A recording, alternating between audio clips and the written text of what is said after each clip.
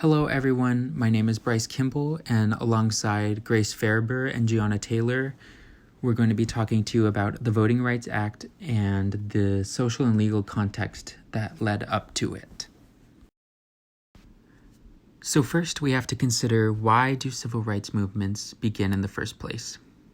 Civil interactions govern out our everyday lives because race and gender inequality are institutionalized in the workplace and in hospitals and schools and pretty much every facet of our lives.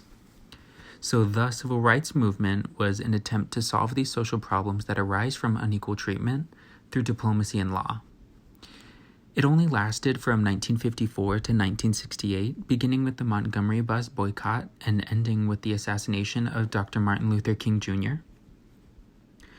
Now, the Sutton book states that race is the American dilemma, one that tests our values and character as a nation. So several of the laws passed prior to the civil rights movement simply were not enough to guarantee the protection of minority rights. And in the next few slides, I'll be talking more about these legal changes that weren't good enough and eventually culminated in the civil rights movement. So now let's look at the social and legal context that led up to the civil rights movement and eventually the Voting Rights Act. Firstly, there was the 13th Amendment, which was ratified in 1865, and this amendment outlawed slavery except as punishment for a crime. Now, that wording is kind of problematic, especially if you've seen the movie 13th, which argues that prison, punishment for a crime, is a modern-day form of slavery. But for all intents and purposes, this was an attempt towards social change, albeit a problematic one. Next, there's the 14th Amendment, which was ratified in 1868, and this guaranteed that all Americans have the right to due process and have equal protection of the law. But most importantly about this amendment is that it guaranteed citizenship to anyone born in the United States, and this included former slaves. And it also granted former slaves legal protection and a right to their day in court. Lastly, there's the 15th Amendment from 1870, and this guaranteed the right to vote that could not be taken away based on race, skin color, or the status of being a former slave. But this did not include women. In addition to those amendments, there's also the 1875 Civil Rights Act, and this outlawed discrimination in public spaces such as on public transportation, in hotels and restaurants, and so on. But since it was passed during Reconstruction after the American Civil War, there was still lots of tension between the North and the South. And largely, legislators living in the North didn't really enforce the Civil Rights Act in southern states. And so there was lots of discrimination still going on. The Civil Rights Act was even declared unconstitutional 8 years after it was passed, and this led to the court case of Plessy versus Ferguson, which allowed for separate but equal facilities between blacks and whites. Of course, we all know that most everything was separated, but that it was not equal and that blacks lived with substantially worse facilities. Now moving on to the methods of voter discrimination against blacks in the South. In 1947, the percentage of voting age blacks who were registered to vote was only 12% across the Confederacy states, even less than 1% in some states. So some reasons for these low levels of registration and voting among blacks were violence toward black voters, ballot box stuffing, ballot defacement, as well as poll taxes that prevented poor blacks as well as poor whites from voting or registering to vote. There were also literacy tests placed in 7 states that required a passing of a literacy test to vote, and at the time black illiteracy was at 75%. Registration was also limited, requiring voter registration to be done far in advance of voting or requiring a long residency in that state or county to vote.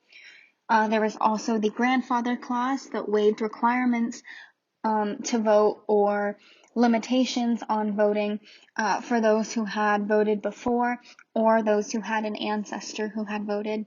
And finally, there was gerrymandering of voting districts that prevented districts from becoming black majority districts. So leading up to the 1965 Voting Rights Act, there were a few congressional voting rights laws that were passed before the 1965 Act. In 1957, Congress passed the Voting Rights Law, which created the Commission on Civil Rights to study Southern voter discrimination, which was a symbolic act finally recognizing voter discrimination in the South. However, the law treated discrimination as one individual against another rather than a systemic level of discrimination. So because of this, little legal action was able to be taken. Then in 1960, Congress passed the Voting Rights Act, which labeled voter discrimination as a collective and structural level of discrimination and enabled suits to be taken on behalf of a whole county to sue the state.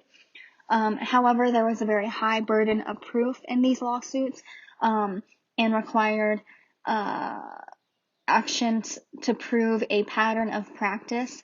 So the direct legal impact of this act was limited.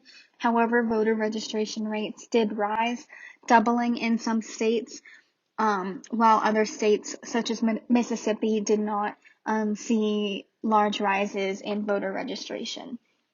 Finally, this led up to the 1965 Voting Rights Act, which was able to be passed because of support from President Johnson and because of public support that was garnered from seeing in the media black voters marching and demonstrating for their right to vote, and also seeing the police brutality that was enacted upon these blacks who were protesting.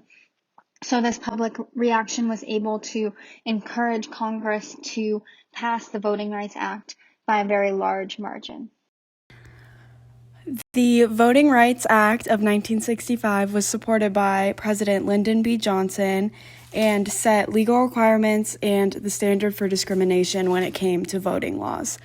The act specifically stopped any local or state governments from anything that would deny or abridge the right of any citizen of the United States to vote on account of race or color. And Section 4 and 5 are really important because they set legal requirements in some states to have to get laws and measures that dealt with voting approved by the federal government before they could be passed in the state.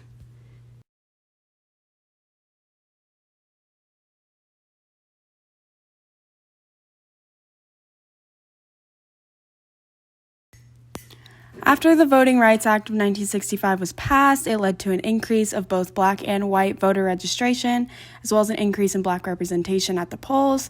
However, blacks were still underrepresented in elections and at the polls, and only senators representing the southern states voted against the act, but they were the minority, and it showed an increase in congressional support for black voting rights.